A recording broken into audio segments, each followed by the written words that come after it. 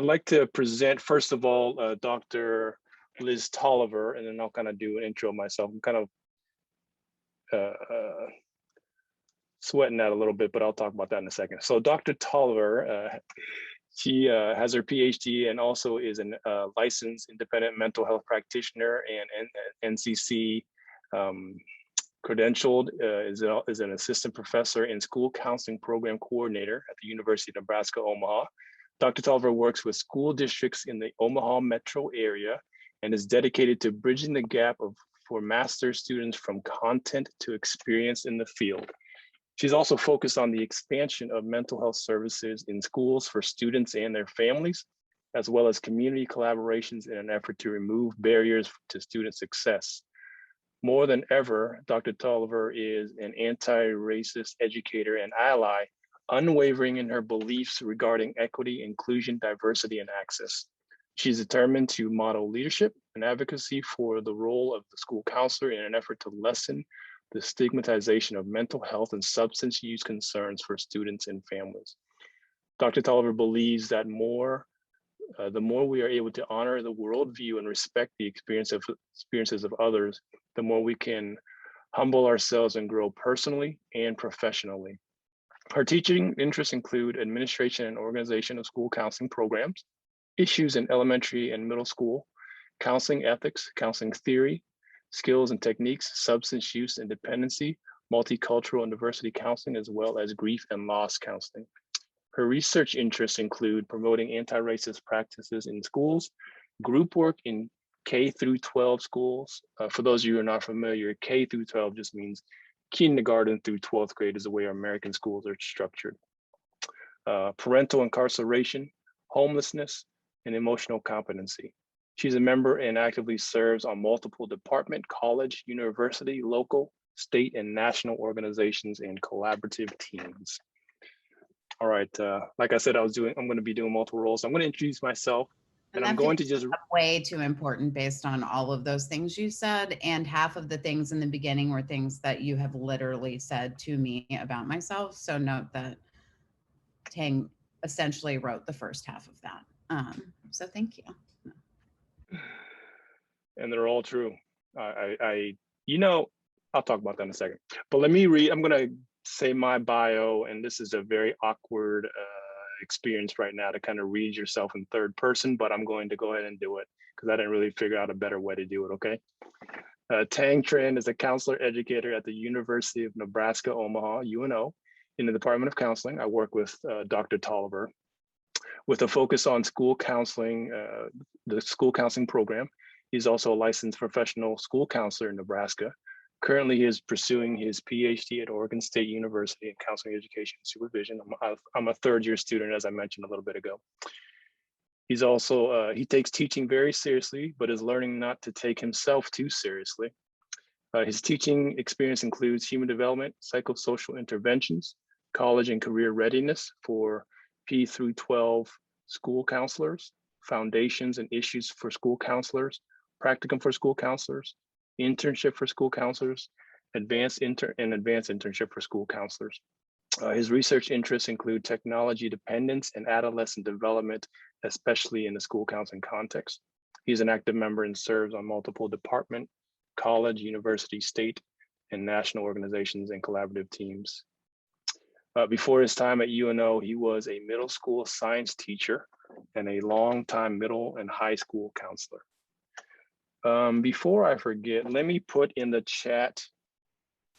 I'm going to put in the chat panel. This is the link to our slide deck. Okay, so Dr. Toliver and I are not going to share screen or anything like that because we feel like we really want to be able to see you and kind of interact with you. Okay, so you can go ahead and let me know if there's a problem accessing it. I think I put the permissions on correctly, but we want you to, if you want to kind of follow along with us on this slide, go ahead and feel free to do that. And I know for some of you who may have just one computer screen, it might be kind of difficult to maneuver back and forth, but do your best and we will do our best as well. All right, so one of the things that you may have been asked in kind of filling out your sign up for this particular webinar is any burning questions that you had or kind of have about this topic. So if you want to just throw them out there now, you can put them in the chat, or if you kind of have some questions, and then if you want to do that now, I would love to hear just kind of your thoughts as you're coming into questions about this idea of mental health and school counseling collaboration. Please feel free to throw them in the chat panel at any time. But if there's anything that's kind of burning now, I know that Dr. Toliver and I want to hear them. And so we will address this topic in a number of different ways. But obviously we're not going to be able to address everything, okay? So, but I wanted to open it up. Just were there particular questions that you kind of had coming in that we can kind of hopefully touch at some point in this presentation? Feel free to put them in the chat, or if you want to just ask them now out and audibly out loud, please feel free to do that as well.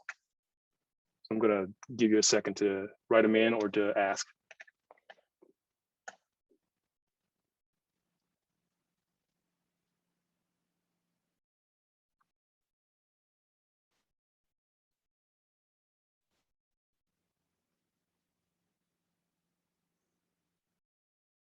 Okay. I'm sure there'll be questions along the way, and that's okay that there's none now. So we're gonna go, I'm gonna go to the, I'm on the learn, well, I'm gonna skip the learning objectives. You've seen those when you sign up for them, and then you can kind of look at them throughout kind of our time here. I actually am gonna share one thing, okay? And Dr. Toliver and I can maybe do this together, but we can talk about it just because we love this dude. So.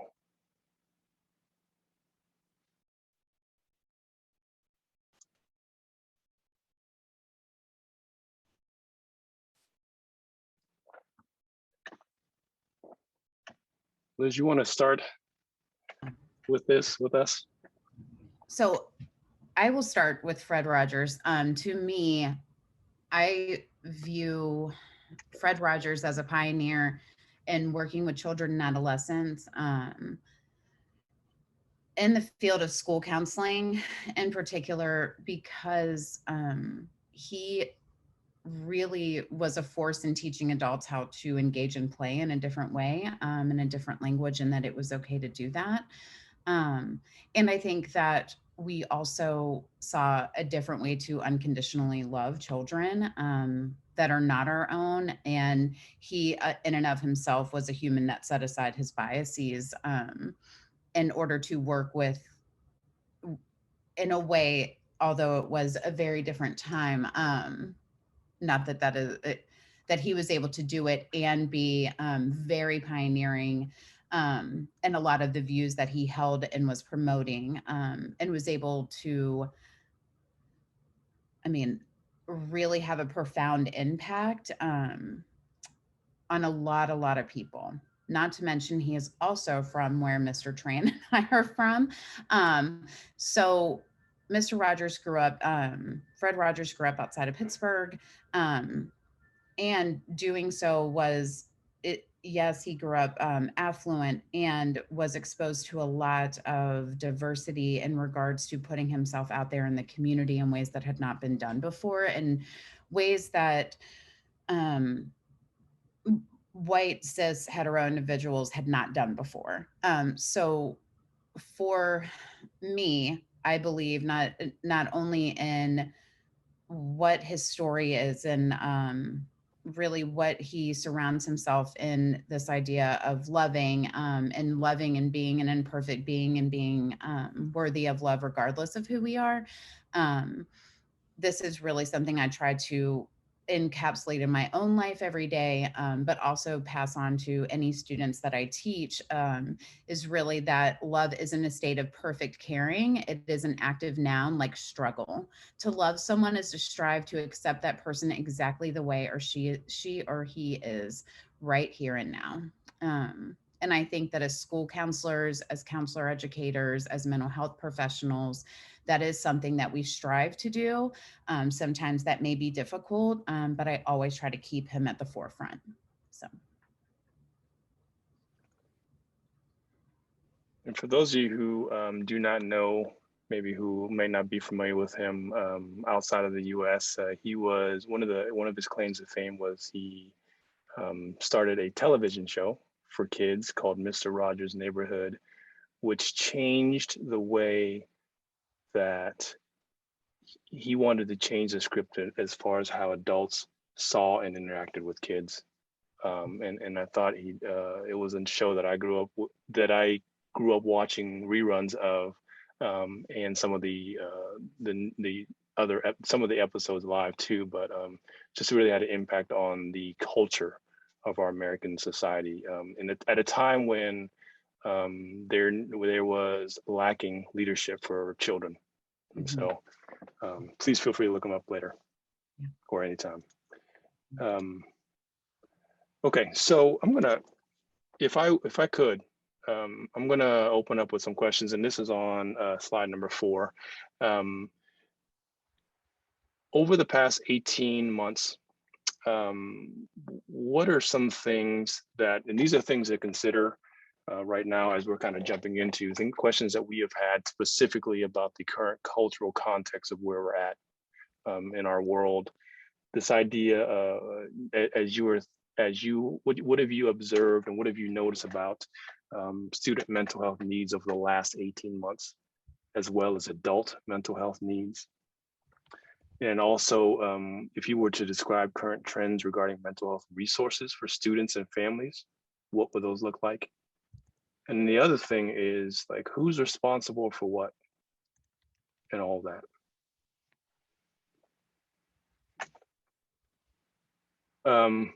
I'm going to share one of the resources, all the resources that we are using for this particular presentation, or at the end of the presentation. I'll talk about those a little bit later. But as far as in America, one of the things that the Department of Education, specifically the Office of Civil Rights, just did over a year-long study. I think the study went from March of last year until April of this year. And they have just been observing and kind of recording and doing the research on the state of education in America. And so, and then the particular product of that was this particular study that they entitled Education in the Pandemic, the disparate impacts of COVID-19 on American students. And so I'm not going to go through everything that was observed, or everything that's kind of coming to light as far as the issues, but I will read a couple of them, okay? The first thing, I won't read them, you have them in front of you, so I won't read them word for word. But there was 11 observations that they kind of noticed and were coming up as they were studying the state of education, you know, and the consequences of the pandemic that we all are going through and continue to go through. The first thing was the disparities in access and opportunity. Now, this in America, this is nothing new, but one of the things that was specifically that came to light was people were acutely aware of, was that students of color, especially in public schools, including technology and other barriers, made it very difficult. The barriers that they have always been dealing with have just been accentuated and definitely exacerbated by the pandemic, especially with the technology and just engaging in virtual classroom. I read a statistic recently that in America, there's around 50 million students in schools, preschool through 12th grade. And about, there was an estimate around 12 to 15 million had no access to education during the last year and a half. That means about 25 to 30% of our students in America are going to be behind, probably for a long time coming, you know. And so that's the state that where we're at in education. I know this is not unique to America, but it's something that I think everyone is dealing with just the issues that we've kind of had to all work through. Observation number 3, this is out of the 11. English language learners, right? Those students, English language learners, need intense care and interpersonal interaction on a regular basis to be able to move their language skills from from one place to another. And so there was obviously, without being in the classroom, being able to participate on equal terms, just being able to challenge the challenge of mastering grade level content and also continue to learn English was a huge deal and was much more difficult in the pandemic. So number 5, lesbian, gay, bisexual, transgender, and queer students, LGBTQ plus community. Now this one was really interesting to me because we don't always think about this, but the access that those particular students had at school and the supportive environments and relationships that were there were completely taken away, you know. And so from the organizations that they might be involved with, for peer support, teachers, school staff, those students now during the past year and a half, just increased isolation has just caused a lot of issues, of course, across the board, but specifically that particular population as well.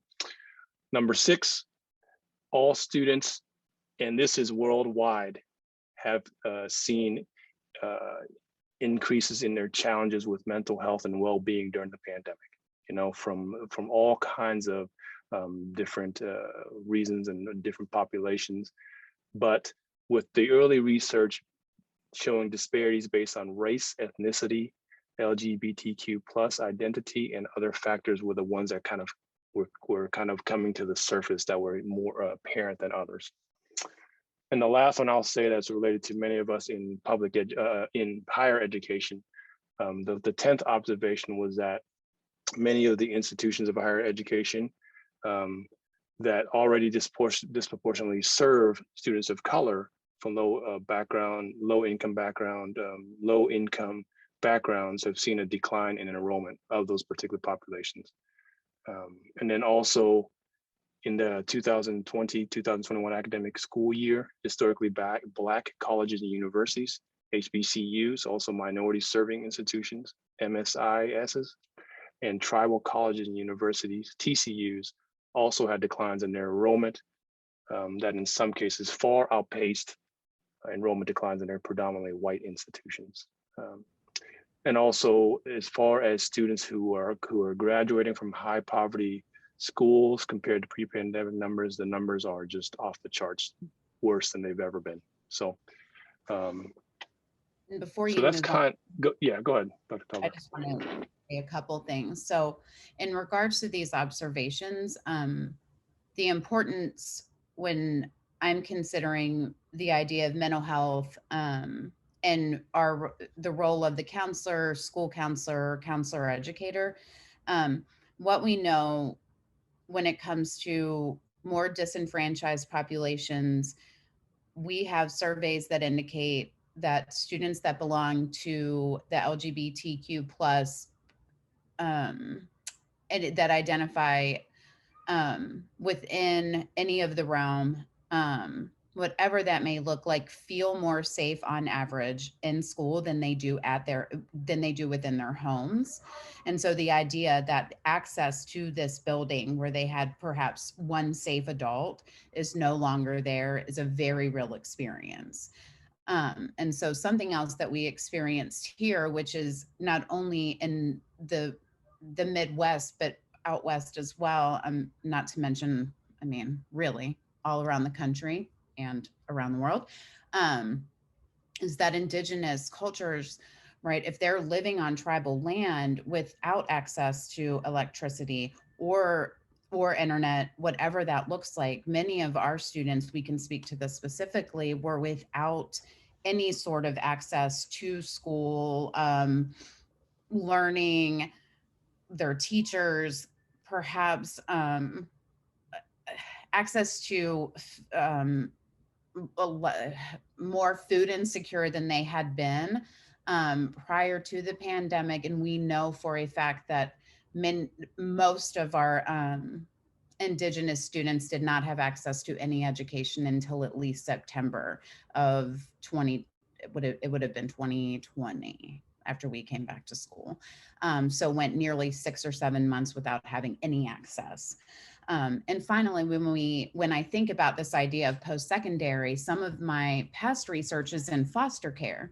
And so if we think of highly mobile students, those students that may not have, that are experiencing homelessness, are placed in foster care, are emancipated minors, unaccompanied minors, they are they are BIPOC or students of color more often than not. And prior to the pandemic, graduated at a rate of 25% compared to their non-highly mobile counterparts. So only about 25%. So to 1 of 4 to every non-highly mobile student. So 1 out of 4 would be graduating.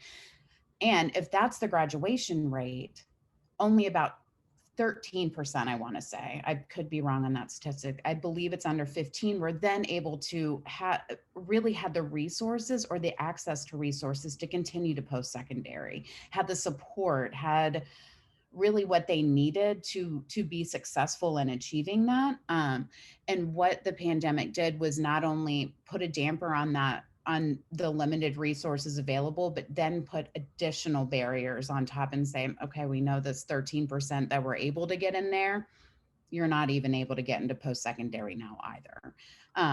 And these are very real things that our students are, like our kids, our adolescents, and now our adults that we're expecting to really not that we have these unrealistic expectations of, yes, we see you and we don't see you at all. So, And listen, we promise that we're not going to stay negative for a no, long time in this no, presentation, but we just have to be real about the context that we're in. And we all know, I know that I'm sure that many of you who are working in mental health or just in helping professionals in general can probably talk volumes about the issues that are coming up and that you've already been experiencing in and kind of post, I use that very lightly, post pandemic, but and may foresee in the upcoming months and years that we may be kind of the fallout and consequences from kind of everything that has happened. But we did just want to recognize that we are all kind of swimming uphill right now, and we all know that as well is that the rate that you and we are training school counselors and mental health professionals, and the rate that they're doing the work is not keeping pace at all. So there's a huge deficit, especially for people who are trying to serve those marginalized communities and populations and people of color. It is a huge deficit right now. Is very needed, and so our work is more important now than ever. exactly. And that brings it right back around. I tend to talk in circles sometimes, but the idea of, we know that representation matters. And when we look at the statistics, how are we supposed to, like, how it seems like an unachievable swimming, like uphill battle to get what we need to provide equity and access to the students that really need it. So. The next slide, I'm going to actually skip that, but I just wanted to mention real quick about the counseling defined for the most part. This is slide number 8. I just wanted to put down kind of the definitions out there of school counseling and counseling as far as the larger profession at whole. But when the definition of counseling came about in recent years, that was supposed to be all inclusive. School count. I'm not going to go into the history of it, but in America, you know, the school counseling branched off from the American School Counseling Association branched off from the American Counseling Association a long time ago and kind of wanted to do their own thing and define themselves. But in that, the reason this whole presentation came up is that as a school counselor for a long time, I've always felt that there was a huge divide, okay, between the clinical community counseling, mental health counseling world and the school counseling world. In our training, we're I think this is not a good thing. We're told that we are not therapists. Now, we understand that, but when that's told to us regularly, or we feel that regularly, with that the message underneath that says that we're not as good of a counselor as those in the mental health field, which is absolutely false, right? We work in completely different contexts. And so this presentation is really trying to help bridge kind of some of those divides that I feel like have been there for a long time, continue to be there. And so you can kind of just see that by some of the definitions here from the American Counseling Association, American School Counseling Association, the APA, the American Psychological Association, and also kind of putting together what is supported by the ACA at the bottom there. Okay, so you can kind of look through that yourself. I'm more excited about the next slide. The next slide, number 9, is kind of, for those of you who are there, can you see, this is kind of the leadership roles. And I really want to open this up to kind of those who are doing the work, those who are studying the work, and kind of, people who are there. So you see there that we put down school counselor and mental health counselors side by side, and we kind of picked out the things that we felt like were the leadership roles. In one of the resources, a couple of the resources later, you'll see that the ACA has kind of put down really, they have a webinar and actually good write-up of kind of how school counselors play that role with working with mental health professionals. So I'm going to leave that to you if you want to research that more, look at that more.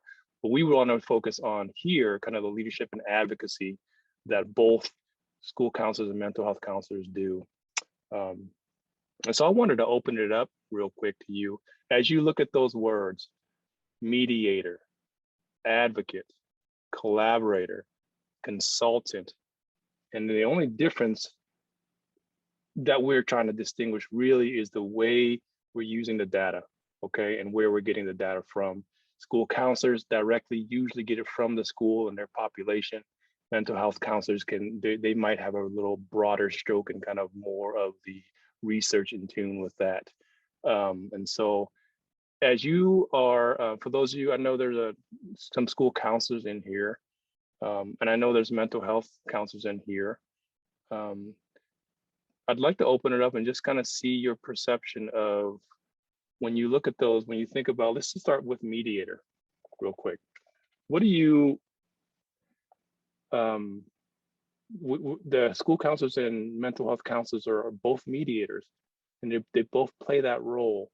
But maybe what are some of the similarities and some of the differences that you kind of see or perceive in that?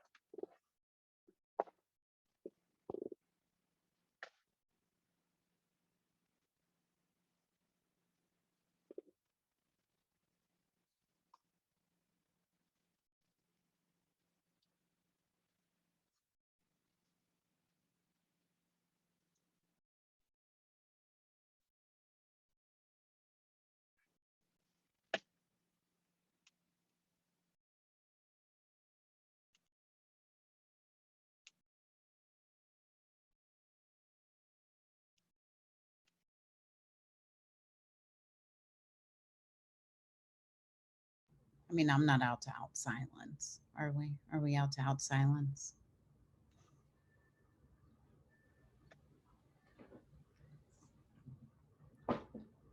I know there's people who have things to say, so I'm just kind of giving people time to do that. I used to be a teacher. I can outweight many a middle school student, so that takes a lot of patience. Let me give you an example, okay, for the school counselor side, because that's one I know well. With school counseling, the role of mediator, if you think about the kind of where school counselors lie, I'll talk about the structure or the kind of navigating school system in a second, but we're mediators between students and families. That's one, right? We stand in that gap.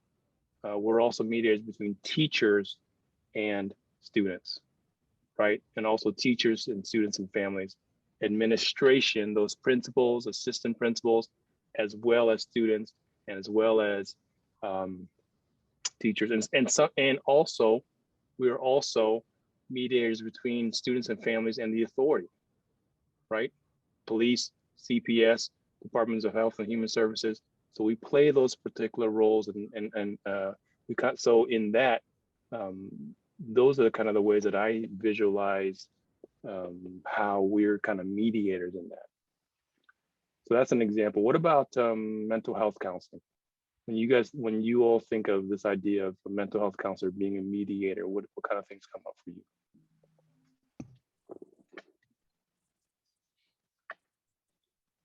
So, hi, it's Nalandra.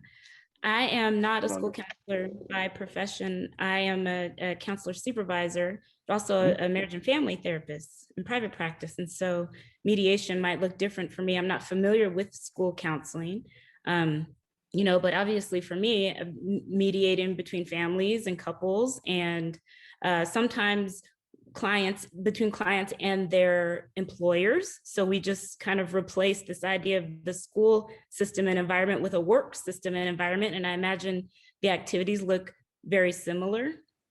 Like you said, the law and medical systems and things like that. So probably just as many roles for mental health counselors and for therapists as there are for school counselors. Yeah. And I think I can't even help myself. I think what both really bring in as this mediator too, and it's going to fall into, I think, both the advocate and probably the collaborator consultant piece too of this leadership role, is that then when we look at the systems in place, right? Like how do we place ourselves within the leadership roles as mediator, advocate, collaborator, to look at those systems, look at the ways that they are oppressive for different groups of people, for different families. How is that impacting their ability to succeed, to have access to mental health services? So as you both were talking, that's immediately both my clinical and school brains are like, yes. And as we examine those systems, like, man, how do we get in there and break down what is not working? So yeah. And I mean, it would be one of the things. Hold on, Colleen wanted to say something. Oh, Colleen, sorry, go ahead. Toliver.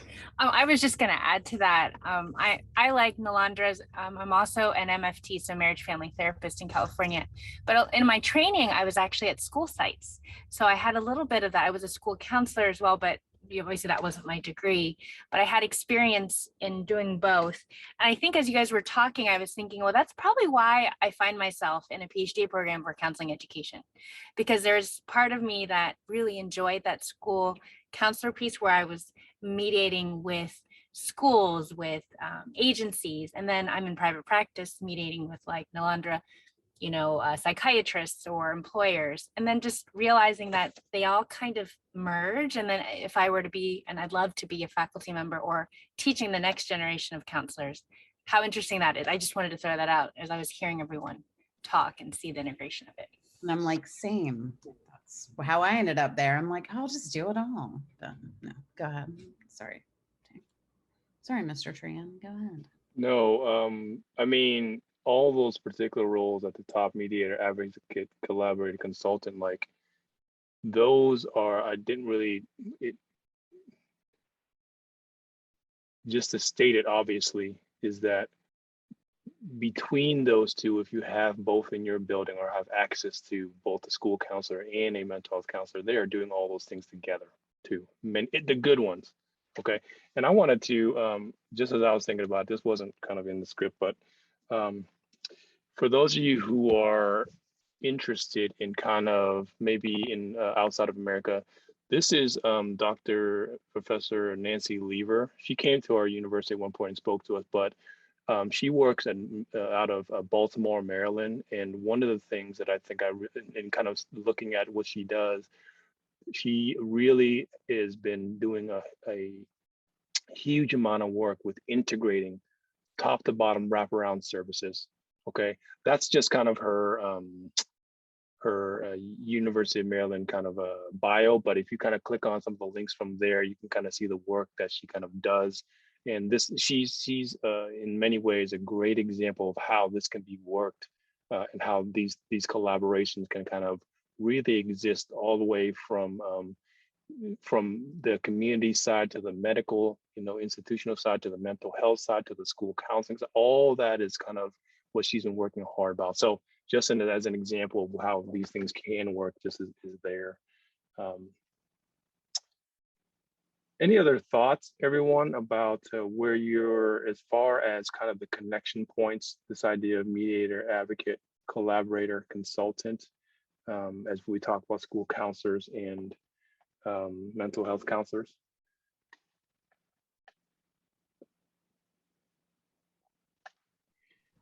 I can Leah? yeah, I can speak a bit about my experience as a therapist in a hospital, working with patients and survivors who have completed treatment.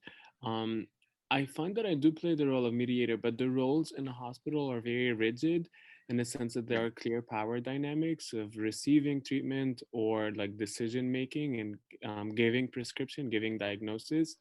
So I do play the role of sort of emotional mediator, and oftentimes I like sort of support, cleaning up the aftermath of hearing a tough diagnosis, which a doctor might not care about the emotional aspect and might just, relay it in an objective and straightforward way. And so I mediate that diagnosis of illness um, within the session. And I receive referrals from doctors for a patient who might be experiencing anxiety or dealing with depression. I receive those referrals. But other than that, I think the mediating doesn't happen directly. It kind of happens through the client or through the patient.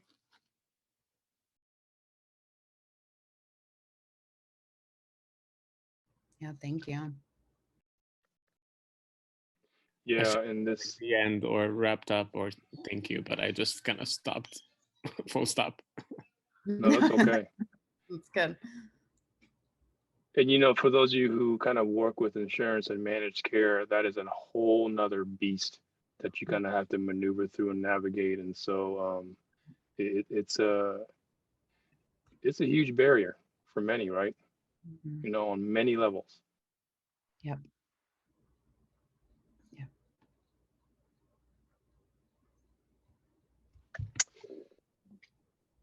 Any other questions? I'm gonna move on. We don't have to camp here anymore. Any other questions or comments about kind of leadership roles in school counselors or mental health counselors? What I keep going back to in my brain is, and it kind of plays off of what Colleen was saying, this idea of like, I wanted to do it all. And what I found is there was a lot of apprehension and from on the school side of saying, as well as on the clinical side of saying, it's not really my role to reach out to if someone is seeing a therapist. I don't really feel like I have a place to reach out to them as a school counselor to talk to them about what's going on, or if their parents wanted me to know, then they would ask me to reach out to them.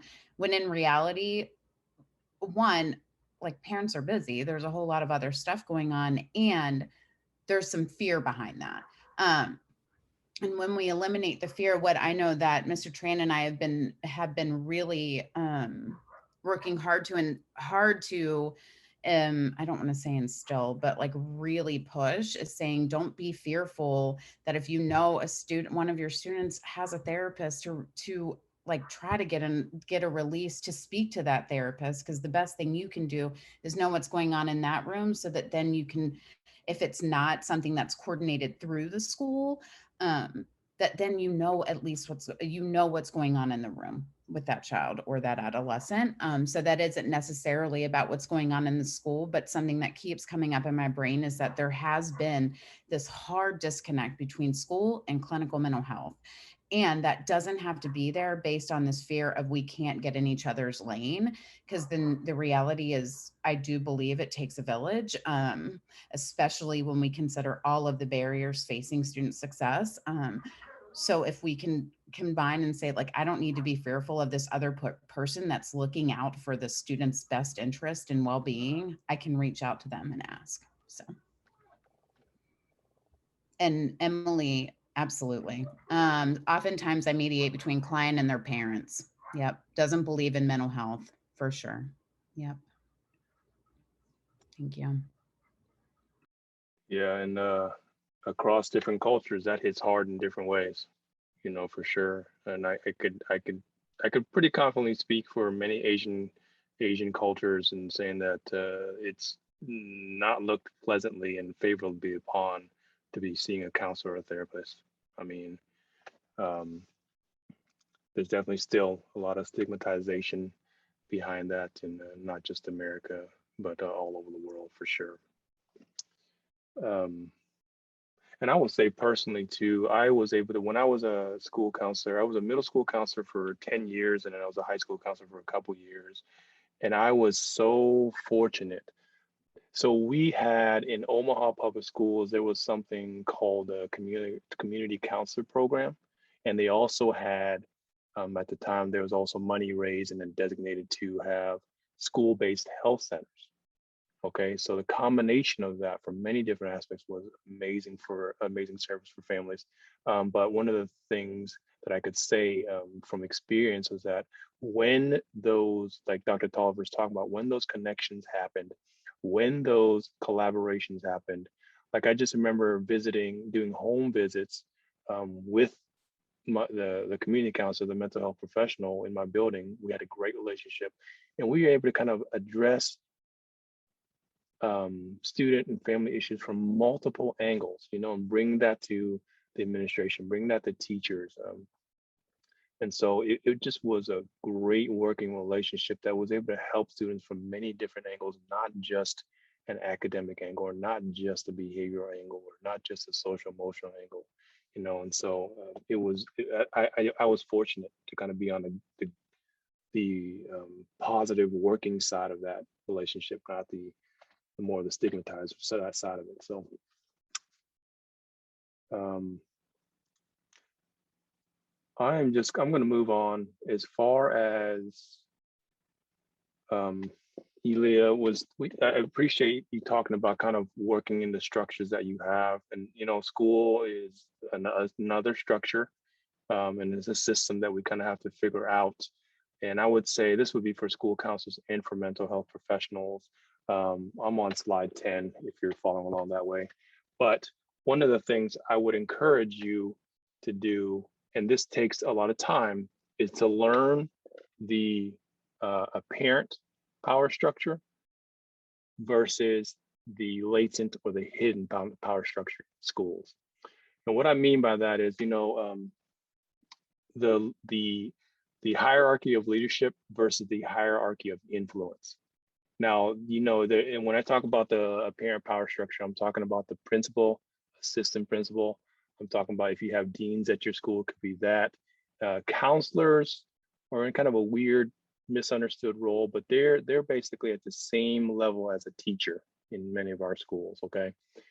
But the hidden and the latent power structure is who are the people in the school that actually are making all the decisions, or who are the one or two people or several people that have the real power or the real influence at your school. If you can get those people, and it takes time to figure out who they are, it could be a teacher, could be a parent, it could be the principal or administrator, or maybe sometimes a counselor. But when you find those people and you can kind of get them on board with things, with change, with leadership, with advocacy, then it makes everything else so much easier. And so sometimes it happens by chance. Other times you have to be very intentional. I just remember myself one time, there was a particular teacher at my school that I was at that was the one who everyone went to, and all, you know, she had a lot of influence and a lot of power at our school. Um, and so what happened was I did something for her. I can't remember if it was kind of just a schedule change for a student, or brought a student into her class, or moved her class, whatever it was. And she loved me, you know, from that point on. And so I was kind of in with that particular student, and with when I had ideas or projects or kind of activities or leadership things that are coming up that kind of had to involve teachers, she was on my side. you know? And so that's what I'm talking about, like finding out those relationships, finding out where those are and really developing those. Not obviously just to manipulate those. I'm not talking about that, but really one of the things that Dr. Toliver and I were talking about was just getting those people on board, because we're all on the same boat. We're all going in the same place and same direction. And we all have the same goals for our students and our families, right? So this idea that we play separate roles and then people are protective of the roles is a real thing, but then we have to find the common ground by which to kind of operate, because we are all in it for our students and our families, right? And so those are some of the things that I just remember as far as working in the school structure. One of the simple things, simple but kind of may take a long time to develop. Do you want to touch on Shu's question or come back to it? Because I have a couple thoughts. Oh, let's go. Okay. Please, let's jump in. Go ahead. So Shu's question is how counselors can assist and empower teachers to be able to screen any students during classes and assessing their students who might be having psychological difficulties. We were actually talking about this earlier today. And when it comes to, I hate the idea of like really gaining buy-in. But when we are explaining our roles, I do believe very strongly, and I know that it came from a meeting that I was in with Dr. Lever. I know I was in a meeting with her when I first started at UNO, and I just looked her up to make sure that was correct. Yep. It was really this idea of people in schools teachers, administrators don't want to hear what you're going to do. They want to know how it's going to make their job easier. And I know how that sounds when I say it, and it's the truth, right? So if teachers feel like something is going to feel incredibly overwhelming, it feels impossible to implement on 30 plus students if they have multiple classes a day. So the idea of having perhaps a universal screener that is given to all students, right? So a universal screener is one that would have 2 or 3 questions that then if students scored a certain number on them, that they would be automatically referred to the counselor or to the school psychologist or to the mental health professional that's available, and be able to speak with them to come up with resources that way. Another idea or concept is really to offer services to say, how can I make your life easier? Is it that we come up with a needs assessment together? Are there questions that are specific to your class that would be helpful?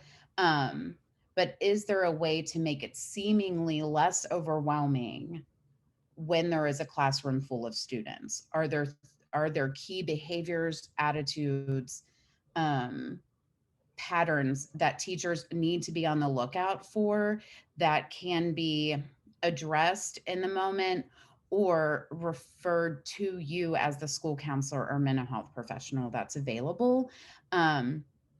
Because I do feel, and I think we can all fully admit, and myself knowing that in Nebraska, in our state specifically, this is really us in one other state in the country. I can't even tell you which one it is. You were required to be a teacher prior to being a school counselor up until just a few years ago. So many of our school counselors were previously teachers for many years, and adding one more thing to do on their list is not something that they want. So really, is there a way to get in there to make it easy, accessible, quick, and to have resources right there? So whatever that looks like within your system, if it's only a simple question or two, or is it a universal screener? Is it that at that point when there are referral forms that the teachers give a student, that then they can come right down to the counselor's office? And I'm not sure that fully answers your question, Shu, but I'm hopeful that I'm on the right track in starting to answer it.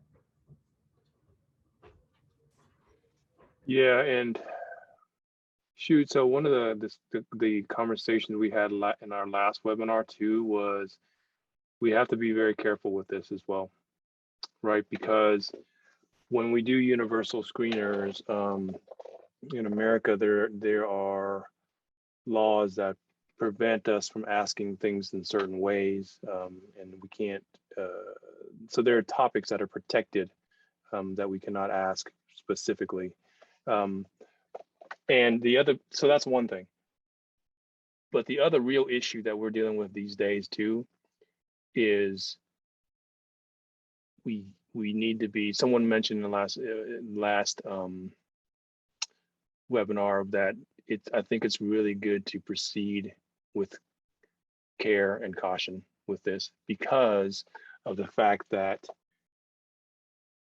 what are you going to do if you ask the question and 100, that might be exaggerating maybe, but let's just say 20 students need direct assistance today, right? And you don't get to them. So this idea of how do we do it and how do we manage it? How do we ask the question and how do we make those connections, but also be ready to deal with the consequences, ready to deal with the services that need to be provided, ready to deal with the resources that are going to have to accompany the questions that we're asking. And so it's a very difficult question, and it's not going to be an easy answer. You know, like someone put it as we have to be careful what we ask for. You know, because if we cannot deal with it and we cannot help, are we actually going to be helping when we ask those questions that we don't have the backing and the resources and the services and the support that we need to address those things, you know? And so those are real, you know, and everyone in the helping profession, we're all struggling, you know? And so it's though we want to be able to do that in a very accessible way, there are restrictions, and there also has to be a common sense and a realism about it as well, and the reality check that we have to do when we ask those questions too. And just as a really trying to keep a brief example, a universal screener that was provided at an elementary school of one of our students pre-COVID, the results looked very different for fifth graders compared to 2020 in September. In 2020, you know, in 2019, when they gave the universal screener, 3 students came up as high risk. And then in 2019, there were 3. And then 2020, I think 53 out of 80 fifth graders came up as high risk. And so really like the exponential growth of the pandemic put on the stressors, even on elementary level students, is really something to consider if we're going to be giving out universal screeners. So.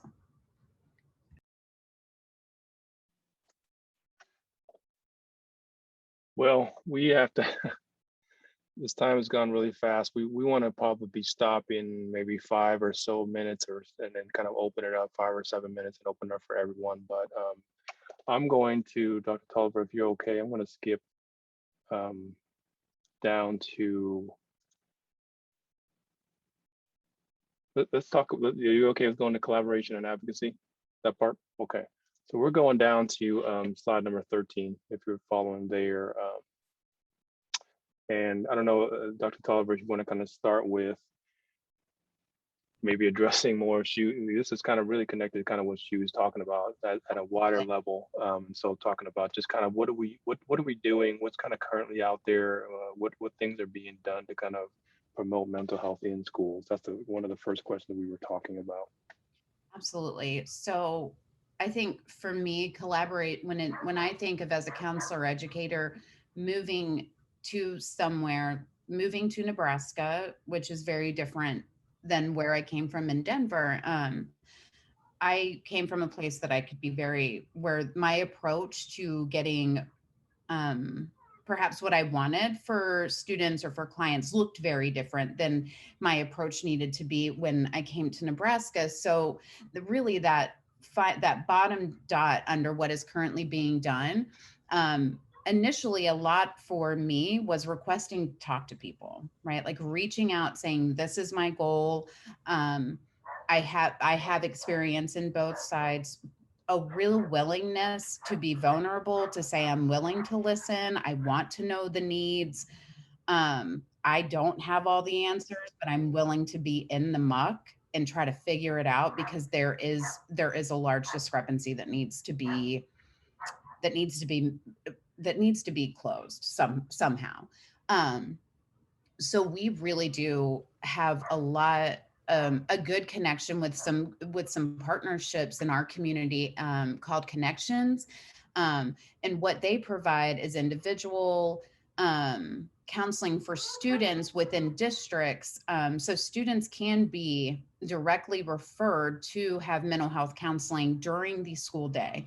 And as we all can imagine, there is not a more not a more perfect time to have that, right? Students are already at school, particularly on an elementary level. There's not a concern with transportation if they are already in the building, right? And really, what we are involved with those, and I was thinking Community Alliance, and I'm thinking Connections are actual, we have Connections is actually also a mental health service that we offer within schools as well. So having those school-based services already in place, and what we have found is that even with those school-based services already in place, there are families that still are unable to be served. One, because those mental health professionals are overworked. There are too many children to serve there, right? And I personally believe, above all else, there has to be connection to families, right? We can only do so much with students if there is not, if we don't include families in some way, and families don't feel heard and seen. So I know for myself, that is something that I am currently trying to work on in a much deeper, more profound way. What we also have is they've done a really great job around Nebraska of documenting the mental health of our students and mental health services in schools that are in place. And that is the link in there called The Mind Inside. And there's actually, I want to believe they're up to 4 episodes now that talk about what our students are facing, the social and the roles within the schools, between the school counselor, social worker, mental health professional. And they are very profound. So what I have grown to realize in what I want to say is my limited amount of time in academia, is that school systems work a lot like academia.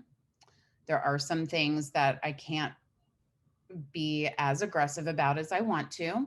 And at the end of the day, I am more than ever wanting to advocate for families that need additional assistance and helping to have their needs met so that their children can be successful. I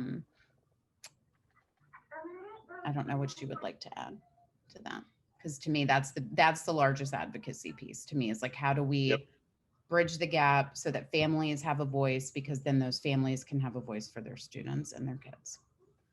Yeah, I added or moved that. The last part was just the relationships, just staying connected. That takes a lot of time and work and initiative to continue to develop and strengthen those relationships at all levels, even on like making sure you're connected with those particular networks and those associations and those licensure boards and all that sort of stuff, is just to make sure that you are apprised of what's really going on out there. But for me, relationships really means, when you're a school counselor, mental health professional, is the down and dirty work of continuing to make sure that you are supporting and you are continuing to develop and strengthen the relationships with those individual students and families and teachers and school support staff and service personnel. All that sort of stuff is one of the things that, and yeah, that's probably obvious, but the amount of time and work there's no shortcuts with that, right? It's really, it takes a lot of work to do that, and a lot of intentionality and perseverance, especially for people who are not necessarily or may not be on the same page as what they see as best for students and what you see as best for students, you know. So then those are real challenges. One other thing, and we are not the end all be all. And Tang and I have worked diligently to be available and real with our students, honor their life, what is going on with them, so that we continue to collaborate with them after their graduation. Because what we also noticed is that our graduates were graduating and falling off the planet, right? Like we had no idea. We weren't able to utilize them for practicum students or internship students later.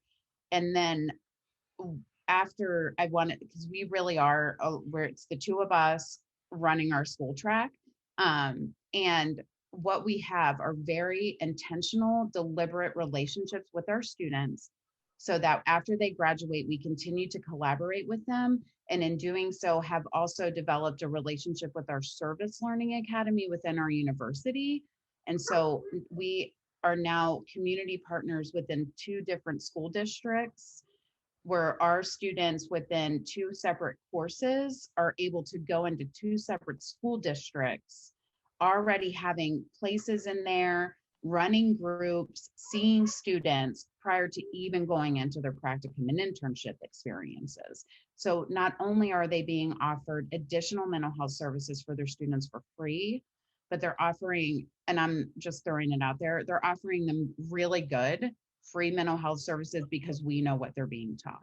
And so for me, when we have students, one of our very favorites came back this summer and said, I know you're running the groups class, can you have students come in and run groups, because we have so many students that need to be in groups and we don't have time to run them.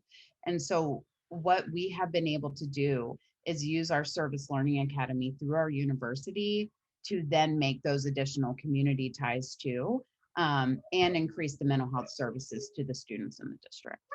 So. One thing I would say too, and Dr. Toliver, is much, I have to kind of remind her how much she's worth sometimes, but she offers her services and sometimes my own for free a lot. And so what ends up happening, so I mean, I think when you're starting to build relationships, you need to do that. Let's just be honest about that, right? To let people know that you are with the quality of the services you bring into, but also to kind of build this reputation of really being there for the community, you know, not for our own pockets, which obviously we're all in it for our own pockets because we're in this profession, but no, we're not. But like this idea that, you know, we can do that and offer this service, you know, and be able to do it free of charge so that people can actually see the benefit, you know, that we can give and we can offer, as well as kind of build that trust and relationship base. And so, I mean, we're doing trainings in a couple different school districts this summer, one for small group development, actually leading small groups is what Dr. Oliver was talking about, but then we're also doing a small group training for the entire elementary school counseling staff, you know, and so, and it's for free because we just want to make sure that we are continuing to intentionally connect with these school districts and let them know that we're not just there in higher ed just to be a kind of a ivory tower, an isolated one, you know, but that we really want to be able to serve the community. And I think that leads really well into like this idea of being a change agent, because you're right. I do offer your services for free, and your time sometimes, which is not intentional, but I am very much like, I try to be very available to my students, because I want to walk the walk that I'm telling them. Like if I tell you I'm going to be there anytime and you call me and you're having a crisis with the student or yourself or in your life, I'm going to be there for you. My partner does not. My partner does not love that all the time. My son is 5 years old. He does not appreciate that all the time either. And what that has allowed, so this first step on being change agent is this idea of gatekeeping, right? Like that's our job as counselor educators. I take it incredibly seriously that we cannot be we are as good as our least effective student, right? So like if we are putting less than competent counselors out in the universe, then that's who we are. And I will not do that. I will not stand for it. I cannot. And so when I think of gatekeeping, what that relationship piece that we are talking about has really promoted students coming to us before they get underwater, overwhelmed, and burn out in their jobs or in their studies or in their life, so that they too can then really embrace the idea of like, I can come to these humans that are going to see me as an individual. They will love me through this part of my struggle and not kick me out of my program. I don't have to hide who I am because they're human too. And I think that keeps our gatekeeping compared to perhaps some other, and I will say this, like yes, it is a detriment to my time sometimes, and it keeps me sleeping well at night, knowing that I know a lot about my students. I know what's going on in their lives, and I don't have to worry that something is happening that they would not feel comfortable telling me about, which I think is, and to me, I'm like, I don't know that I would wish for something different than that, even though it eats into my time. What that also means is I will say, like, there is nothing in the world I would not do for this human in this room with me, and not in this room, but I would not. Yes, absolutely. Oh, that's a big question, and the answer is not fabulous for here in Nebraska. I'm not going to lie to you. I will be very transparent about it.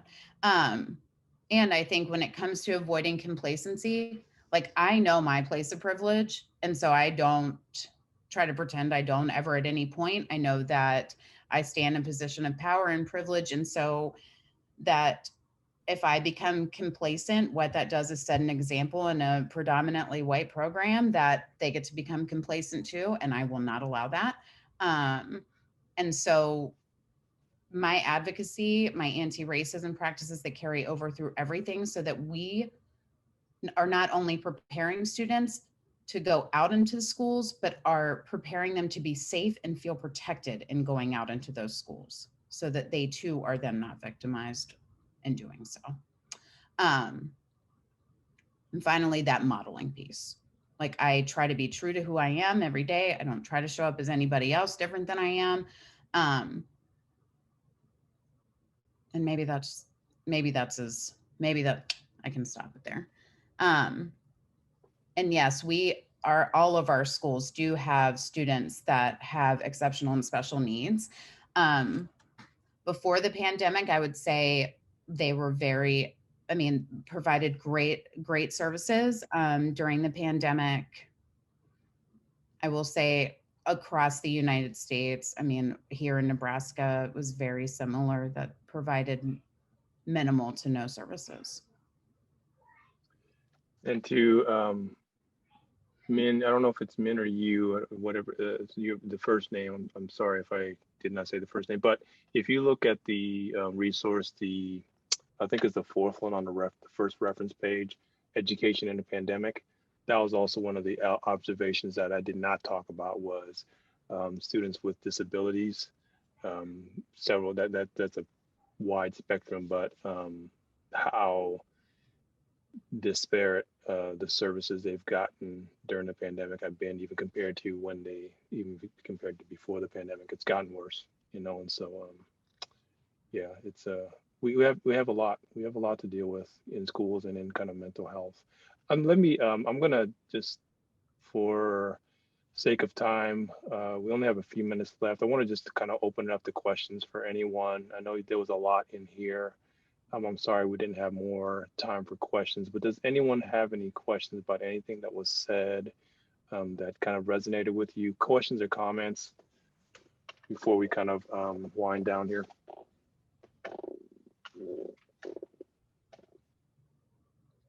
To add a little bit as people are asking questions, what I will say is that our counseling students, as they have gone into their placements or their jobs, because they are able to be hired as school counselors during their internship, many of them have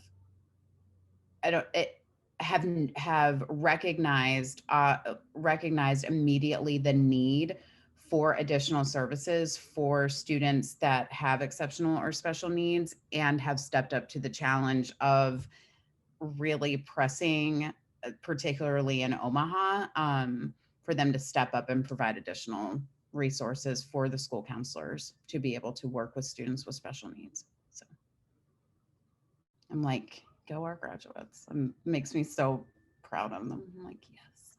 But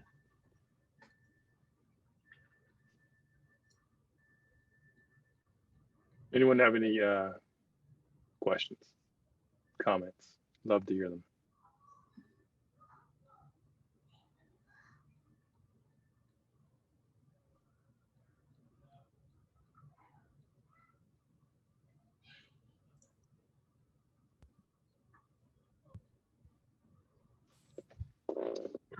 Hi. Yes. I think the thing that I struggle with is that being a full-time mental health counselor and trying to want to do more than that, doing more outreach. How do you do that when your full-time job is already just providing sessions? yeah. Yep. I agree. Mine is, I mean, I will say for me, I chose one thing because I felt so overwhelmed by the need to do so much more. So this is the example that I can use, is that I feel so overwhelmed by how much needs to be done that, so I've been in my house, I've had my son with me for 18 months, like, just, we are getting by. And so what I have tried to do is be unconditionally available to my colleagues of color. That is what I have dedicated myself to for a year. And that's what I've been able to dedicate myself to. And like, that may not seem as much as it could be. And that has turned into teaching an additional course. And it has turned into doing a lot more in regards to, it meant doing more for me. And that's what my bandwidth was capable of, in addition to everything else I had. So I am a huge believer in starting where I am, and like, we all get to start where we are, because if we try to start somewhere else, it just feels like too much. And we get to give ourselves credit for where we are. So even just one thing, even if it was one thing, and my one thing was to make myself unconditionally available. And I know, I think for some, that's my one thing. So I don't know if you have ideas. Well, I can just say, as a recipient of kind of being able to experience that relationship with Dr. Toliver, it meant a lot. And it really, I love that. I mean, like, just not, you don't have to go far, even our coworkers, and even the people that we're around all the time, maybe in our workplace or wherever, starting there might be a great place to just look, because it might be unexpected. You might find unexpected need where you might not have been able to see it before. I love that. Well, I have to close down here, everyone. Thank you so much. I wanted to thank Dr. Liz Toliver, and thank myself, I guess. I don't know, that's kind of an awkward statement, but for Thank time you, and effort. Tang Tran, and it's been so lovely to learn from you today. For time and effort in putting together this webinar.